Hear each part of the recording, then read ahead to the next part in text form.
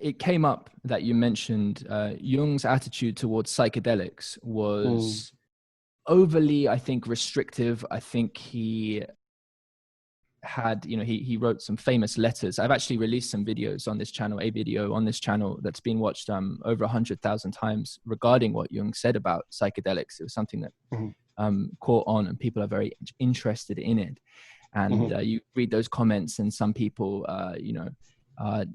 resonate with the wisdom of the words, and other people are like, Jung really missing the point here. And of course, he was writing before there had been, of course, not even the psychedelic renaissance, even the 60s themselves, or at least we couldn't see them in hindsight. Things were still in development. And he talks about mescaline and what have you. And while his view, I think, is fairly too restrictive, and also from the anthropological sense, as you mentioned, there is a sense that the one of the key issues he speaks to is the importance of, well, if you're going to sort of touch the sphere where the paint is made, as he terms it, if you're going to take this rocket ship to some of this material, then there's a certain amount of responsibility in terms of you better be prepared to really integrate this in a way that's not going to be destructive of you fundamentally. And as we've mentioned, this integration is something that, yes, of course, takes place within, and we can do inner work and inner practice, but this also takes place in relationship and in relationship to context.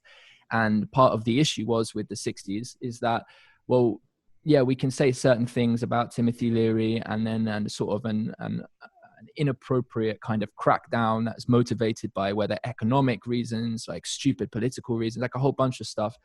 There's still a sense in which we were, as a culture, sort of quite cut off from an integration with those traditions of our history, which could be those contexts which could help ground the kind of appropriate integration of this material. And so having a kind of spiritual traditionalist framework, right? The sort of ritual and, often maybe shamanistic, but sort of the initiation framework and cultural containment that comes with traditional practice. Yes. Yeah. And I'd like to sort of presence the frame of that, as in this house party you mentioned. There's a certain, like, that the moment we find ourselves in is one that I think opens itself to a lot of there's a clearing, there's a lot of available energy, there's this important need to integrate that which has been broken apart, and there's a kind of Wild Westness to some structures that may form. Now we have loads of wisdom traditions to draw on. Although less so than the 60s in a way, right? Well, I mean, in some ways, as you alluded to, there was more conventional structure, but as regards this stuff, the 60s had an extremely Wild West kind of approach, right? I mean, that was the kind of critique of the decontextualization and the disembeddedness of psychedelics in that period, right? Not respecting, I mean, they had a notion of set and setting, but like there already was set and setting. There was back there. It's just like you have to ask the Mazatec or something what they were doing with the mushrooms. Yeah, but I agree with you. There's a lot of available energy, and it's extremely open. Yeah. Yes. Yeah. No, I hear you on that. So an interesting question I have for you is, and maybe it might be worthwhile to speak to alchemy a little bit, and the kind of mystery that alchemy is shrouded in. And of course, Jung took a great interest in alchemy. I myself have found such incredibly helpful and instrumental and continually right possibilities to be found in the phrase solve et coagula, which of course maps so well onto how we could think from a cognitive science perspective. And so there's the alchemy piece, and then there's the shroud of mystery of that. I'm interested in the relationship between Jung and mystery societies, And I'm also interested in that frame being something that can be helpfully brought into this and ongoing conversations, which can help us understand how to appropriately relate to mystery now, right? And what the, so yeah, I'll stop there. Yeah. So I think that actually does really usefully tie together, and to the psychedelics too. I mean, you know, when we talk about there having, you know, having an appropriate cultural context in which to sort of interpret one's, you know, spiritual and initiatory and psychedelic experiences, it's true that having something to do that is highly effective, right? Having something that allows you to construe what's happening to you and a way of making use of it and so on and so forth, right? But the tendency very often for people that make that critique, I think, is to then lapse into a kind of, you know, sort of a retro shamanism, right? It's like what we have to do is go back to the original indigenous model. Now, that's not to say that the original indigenous model isn't a good one, right? It might be highly effective. But like at some point, somebody made that up, right? Like it's an experimental process that somebody made up, some humans made up. Or, you know, I guess if you have a different sort of metaphysical frame, maybe it was delivered to them by being or beings. But the point is, like, at some point they didn't have it. You know, at some point some humans got into Mexico and they ate mushrooms for the first time. And when they did, they started figuring out what the hell they were going to do with what was hitting them, right? There was a real-time experimental interpretation.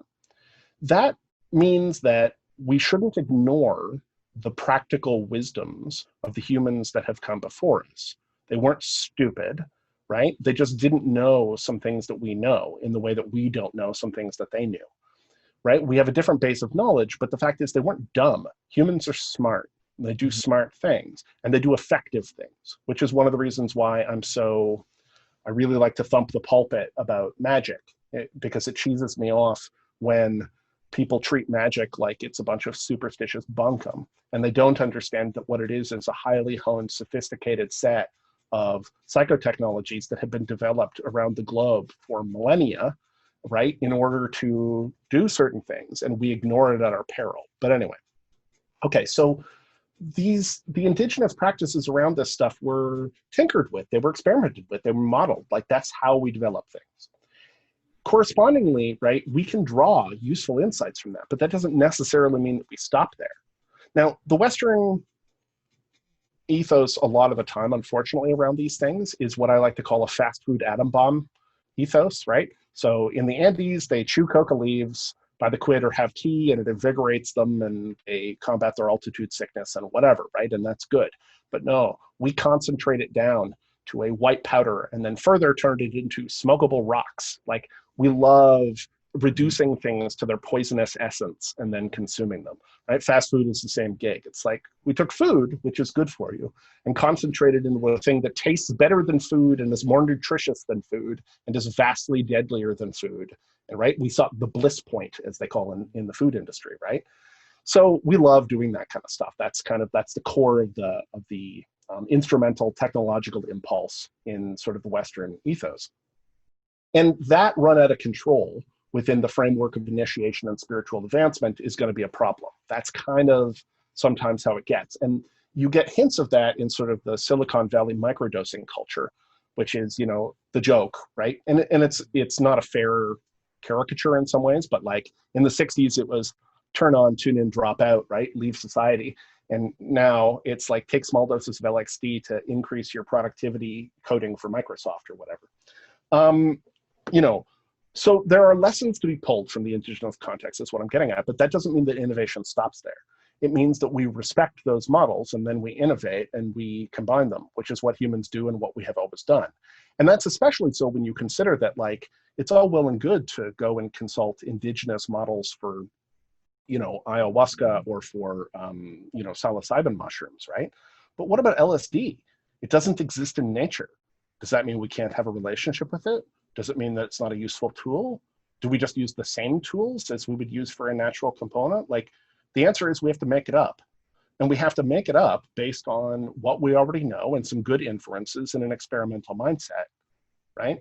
We have to kind of experiment and make it up.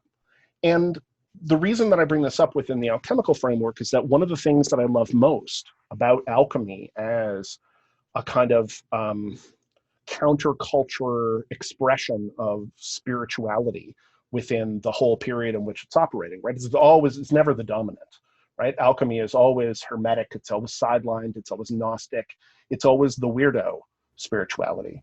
But it's also deeply, deeply experimental, intrinsically, inherently.